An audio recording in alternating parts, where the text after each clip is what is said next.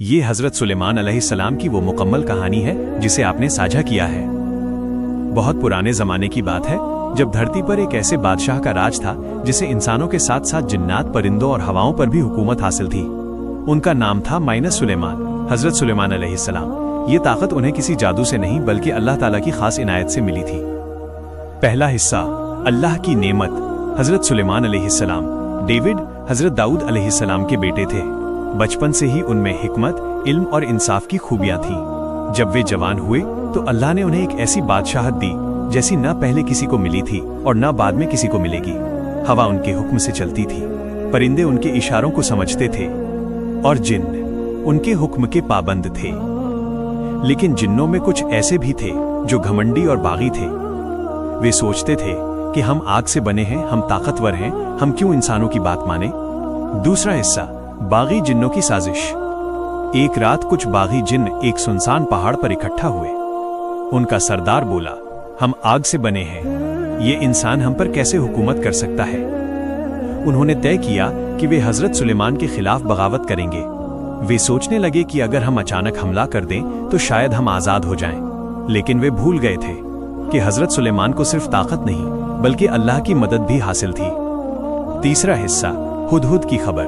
ایک صبح دربار لگا ہوا تھا، انسان، جن اور جانور سب موجود تھے۔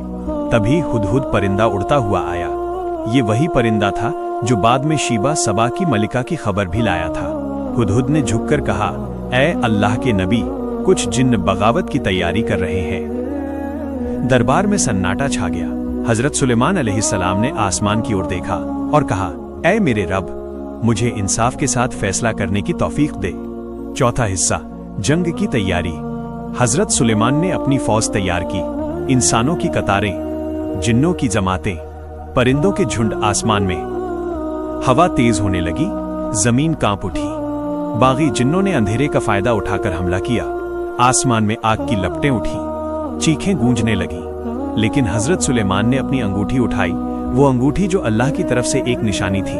انہوں نے کہا، جو اللہ کے حکم سے منہ موڑے گا اسے سزا ملے گی۔ پانچواں حصہ، بھیانک ٹکراؤ۔ جنوں کے سردار نے آگ کا طوفان کھڑا کر دیا، لیکن ہوا جو اللہ کے حکم سے چلتی تھی اس آگ کو پلٹ کر انہی پر لے آئی۔ کچھ جن ڈر گئے، کچھ نے توبہ کی، لیکن سردار ابھی بھی گھمنڈ میں تھا۔ اس نے کہا، میں نہیں جھکوں گا۔ تبھی ایک نورانی روشنی آسمان سے اتری۔ باغی جنوں کی طاقت کمزور پڑنے لگی۔ وہ سمجھ گئے کہ یہ جنگ کسی انسان سے نہیں بلکہ اللہ کے نبی سے ہے۔ چھٹا حصہ، سردار کی ہار۔ حضرت سلیمان نے سردار کو پکڑنے کا حکم دیا۔ جنوں کی فوج نے اسے جنجیروں میں جکڑ لیا۔ وہ کانپ رہا تھا، اس کی آنکھوں میں ڈر تھا۔ مجھے معاف کر دیجیے، وہ چلایا۔ حضرت سلیمان نے کہا، طاقت گھمنڈ کے لیے نہیں، انصاف کے لیے ہوتی ہے۔ کچھ جنوں کو سزا دی گئی، کچھ کو توبہ کا موقع ملا۔ ساتواں حصہ، سبق۔ جنگ ختم ہوئی، امن لوٹ آیا۔ حضرت سلیمان علیہ السلام نے اپنے دربار میں کہا، یاد رکھو، جو اللہ سے جڑا ہے اسے کوئی طاقت ہرا نہیں سکتی، اور جو گھمنڈ کرتا ہے اس کا انجام برا ہوتا ہے۔ آخری حصہ، ایک بڑی حقیقت۔ وقت گزرتا گیا۔ حضرت سلیمان علیہ السلام ایک دن اپنے محل میں کھڑے کھڑے عبادت کر رہے تھے۔ وہ اپنے استھا لاٹھی پر ٹکے ہوئے تھے۔ اللہ کا حکم آیا اور ان کی روح قبض کر لی گئی، لیکن جنوں کو ان کی موت کا پتہ نہیں چلا۔